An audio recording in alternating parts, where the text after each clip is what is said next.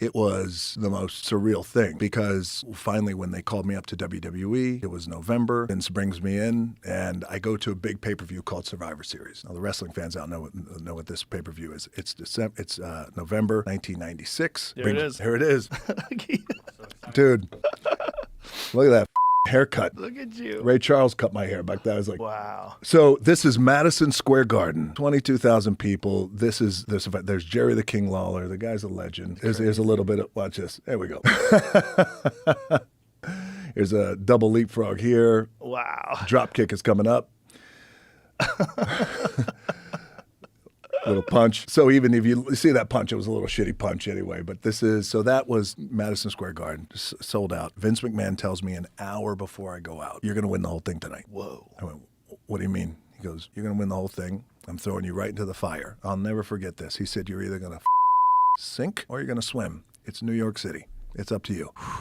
And I went, okay, great. I talked to all the guys. And by the way, in order to make someone like that, you need the other guys, right? To say, because I always like to say, you never beat anybody in wrestling. Truly beat you. The guy allows you to beat him. Right. So all those guys in that ring right there, I'll forever be grateful for them because they allowed that to happen. So I win the match. New star is born in the world of pro wrestling. This rookie kid, Rocky Maivia. This is the 1, 2, 3 here. That wrestler is Gold Dust. Comes from a very famous family. That guy was amazing. You remember him? Yeah, he was amazing, man. The whole Gold Dust thing was crazy. So can you pause that for a second?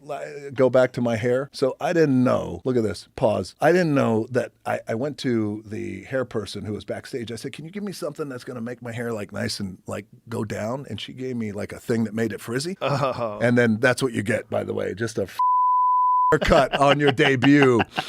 Like, luckily, the people of New York was like, this. We kind of like this kid. His haircut is really you look like Kid and Play. I look like the bigger version of Kid and Play. Look at this. Look at that thing.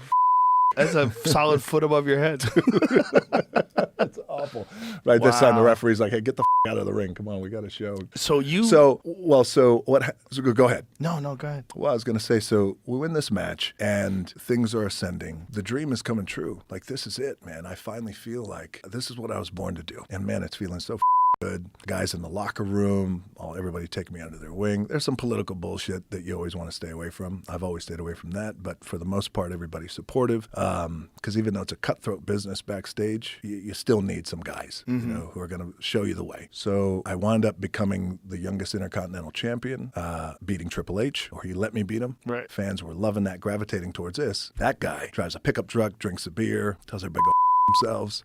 Now in wrestling world, that's supposed to be a bad guy, but now he's becoming a hero. Then you have this kid who's 25 who's coming out. Here we go, the old school. And Vince and the company always told me, hey, you can't smile enough. I was like, what do you mean? You go out, you smile. I want to make sure everybody knows you're grateful. Gratitude of attitude. Yeah. I said, no, okay. And it started not to feel good to me because I said, well, so, these nights I'm getting beat, but I still want you to smile anyway. So you have this thing happening over here, the rise of the Attitude Era. And then you have this kid who's just smiling away. Everything is good, even when and it never felt right to me here. And then fans started to turn, booing every night. Got to a point, dude, going into my first WrestleMania, Chicago, I'll never forget it. Every night they were chanting Rocky sucks. Whoa. And I had to smile through it. Ooh. The bosses were telling me, no, you got to smile. No, keep smiling. Ignore it. Ignore it. Just ignore it. You're paying your hard-earned money as a fan. Even though this world is fiction and it's not real, the best of the wrestlers always came from a real place. So I was smiling away. I get to WrestleMania, Chicago, sold out. Stone Cold Steve Austin's on top in the main event. I'm defending my title. WrestleMania, 20,000 people start chanting Rocky sucks. So imagine that. You're a kid, 25 years old. You got the belt on you, pressure. You're in there. And the guy who I was wrestling, the Sultan, who was actually my cousin, Rikishi, from my Samoan side. He had me in a rear chin lock. Whole arena's chanting Rocky sucks. He's whispering to me, don't listen to him. Don't listen to him. Now I'm like, this is my life now. Right. We get out of the match. I go backstage. Vince looks at me and Pat and just says, I don't know what we did wrong, but we have to make a change. I know what that means. 2 days later, I drop the belt to somebody else. Now I'm getting beat every night. And then I get hurt. I tear my PCL, wrestling a guy named Mick Foley. Now, by this time, it's May. Vince says, take time off, heal your knee. I don't know what we did wrong or where we went wrong, but we got to really figure things out with you. I don't know if this is going to work out. Oof.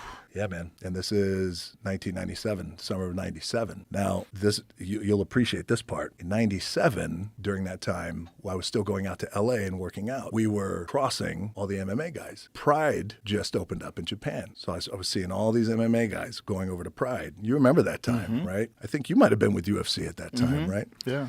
And at that time, I was making $150,000 wrestling 235 days a year.